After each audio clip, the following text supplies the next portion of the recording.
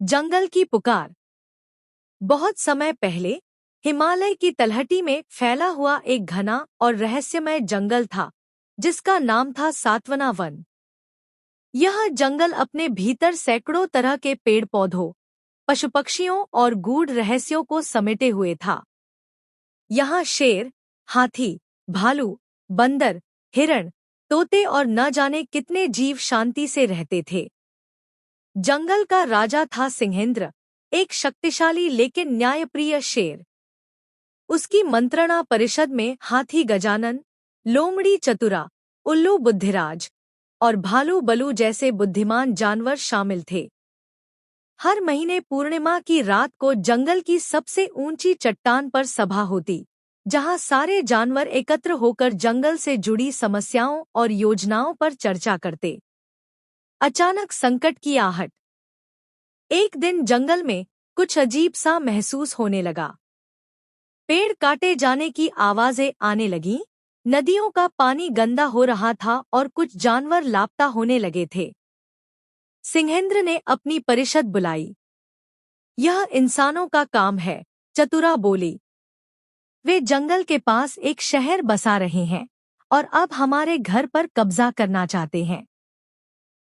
बुद्धिराज ने गंभीर स्वर में कहा, अगर अभी कदम नहीं उठाया गया तो आने वाली पीढ़ियां इस जंगल को केवल कहानियों में जानेंगी। जंगल की एकजुटता।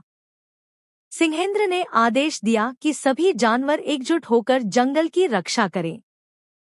गजानन ने नदी की निगरानी शुरू की। चतुरा और बंदर भोंपू ने इंसानों की गतिविधियों की जासूसी का जिम्मा लिया और उल्लू बुद्धिराज ने पुराने ग्रंथों में ऐसी योजनाएं ढूंढी जिनसे बिना हिंसा के इंसानों को रोका जा सके। इंसानों का दल जंगल के किनारे पहुंच गया था। उनके पास मशीनें थीं। वे पेड़ काट रहे थे, रास्ते बना रहे थे। जानवर डरे नहीं। उन्होंने एक योजना बनाई, शांत लेकिन असरदार विरोध। जानवरों का अनोखा विरोध।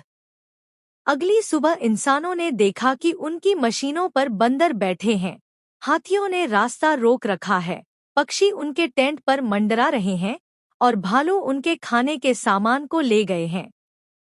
यह सब इतने संगठित ढंग से हुआ कि इंसान घबरा गए। तभी शहर के एक मशहूर पर्यावरणविद डॉक्टर नयन शर्मा जंगल में आए।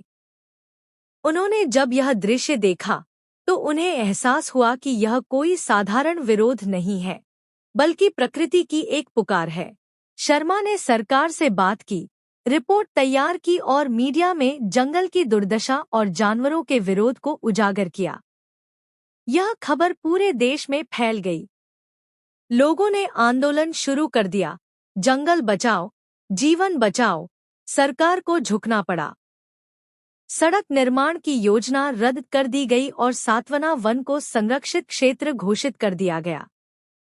जब यह खबर जंगल में पहुंची तो सभी जानवरों ने वृक्षराज पेड़ के नीचे एकत्र होकर जश्न मनाया। सिंहेंद्र ने कहा, यह जीत हमारी एकता, धैर्य और बुद्धिमानी की है। बुद्धिराज मुस्कुराते हुए बोले, प्रकृति स्वयं में एक शक्ति है, बस हमें उसकी आवाज सुननी होती है।